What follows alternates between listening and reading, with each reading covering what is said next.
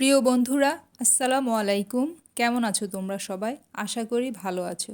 তো বন্ধুরা, আজকে চলে আসলাম তোমাদের সাথে নতুন আরেকটি রেসিপি শেয়ার করার জন্য।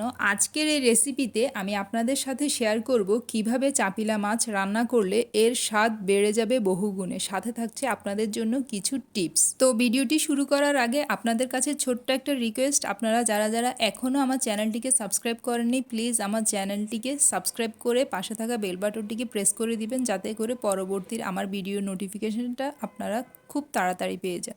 তো চলুন বন্ধুরা, এবার কথা না বাড়িয়ে ভিডিওটা শুরু করা যায়। সেজন্য প্রথমে হাঁড়িতে দিয়ে দিচ্ছি তেল।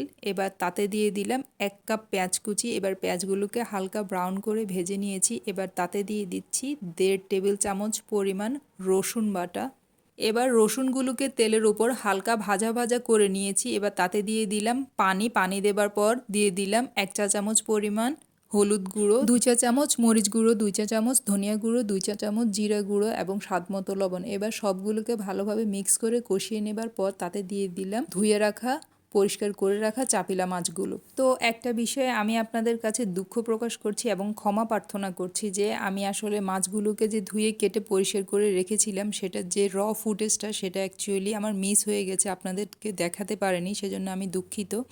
তো এই যে বন্ধুরা, আমি আপনাদেরকে এখানে দেখিয়ে দিচ্ছি যে মাছগুলো আসলে ভীষণ তাজা ছিল, একদম চকচক করছে রূপার মতো। আসলে দেখেই বোঝা যাচ্ছে যে মাছটা কতটা তাজা ছিল। তো মাছগুলোকে এখন আমি আলতো হাতে খুব ভালোভাবে মশলাটার সাথে সুন্দরভাবে মিক্স করে নেব। তো আপনাদের জন্য যে টিপসগুলো রয়েছে সেগুলো নতুন রাঁধুনিদের জন্য ভীষণ কাজে আসবে। তার প্রথম টিপসটি হলো, এই কাজটি কিন্তু খুব আলতো হাতে করতে হবে, তা না হলে আপনি যদি বেশি চাপাচাপি করেন সেক্ষেত্রে কিন্তু মাছগুলো ভেঙে যাবে। মাছগুলোকে এখন ঢাকনা দিয়ে ঢেকে বেশ কিছুক্ষণের জন্য কষিয়ে নেব। ফিরে এলাম বেশ কিছুক্ষণ পর।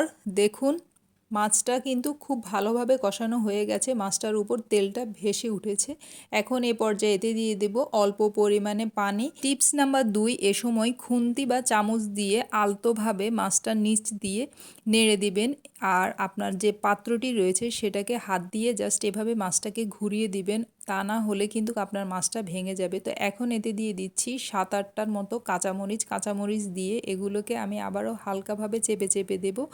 আর এবার এতে দিয়ে দিলাম 2 কাপ পরিমাণ টমেটো পিউরি। যেহেতু আমি পানিটা কম দিয়েছি, তাই এতে আমি 2 কাপ পরিমাণ টমেটো পিউরি দিয়েছি যেন এটার ব্যালেন্স হয়ে যায়। তো এগুলো দিয়ে ঢাকনা দিয়ে ঢেকে বেশ কিছুক্ষণ রান্না করার পর এবার এতে দিয়ে দিলাম পরিমাণ মতো ধনিয়া পাতা কুচি। এবার ধনিয়া পাতা কুচি দিয়ে এটাকে কিছুক্ষণ ঢাকনা দিয়ে ঢেকে রাখবো। তো বন্ধুরা, তৈরি হয়ে গেল দুর্দান্ত স্বাদের চাপিলা মাছের চচ্চড়ি, যেটা গরম ভাত দিয়ে খেতে অসাধারণ লাগে। আর আমি যেভাবে আপনাদেরকে রান্না করে দেখিয়েছি, এভাবে আপনারা অবশ্যই বাসায় একবার হলেও ট্রাই করবেন, তাহলেই বুঝতে পারবেন যে নর্মাল আমাদের যে চাপিলা মাছ রান্না আর এভাবে রান্নার মধ্যে কতটা তফাৎ রয়েছে। আশা করি দেখেই বুঝতে পারছেন যে চাপিলা মাছের চচ্চড়িটা কতটা লোভনীয় এবং মজার হয়েছে। আর হ্যাঁ বন্ধুরা, আর আমার ভিডিওটি ভালো লাগলে প্লিজ আপনারা আপনাদের ফ্রেন্ডস অ্যান্ড ফ্যামিলির সাথে ভিডিওটি শেয়ার করে দিবেন। আর আমার চ্যানেলটিকে লাইক, শেয়ার এবং সাবস্ক্রাইব করে পাশে থাকবেন। কমেন্ট করে অবশ্যই আপনাদের মতামত জানাবেন। দেখা হবে পরবর্তী নতুন কোনো ভিডিওতে। সে পর্যন্ত সবাই ভালো থাকবেন, সুস্থ থাকবেন। আল্লাহ হাফেজ।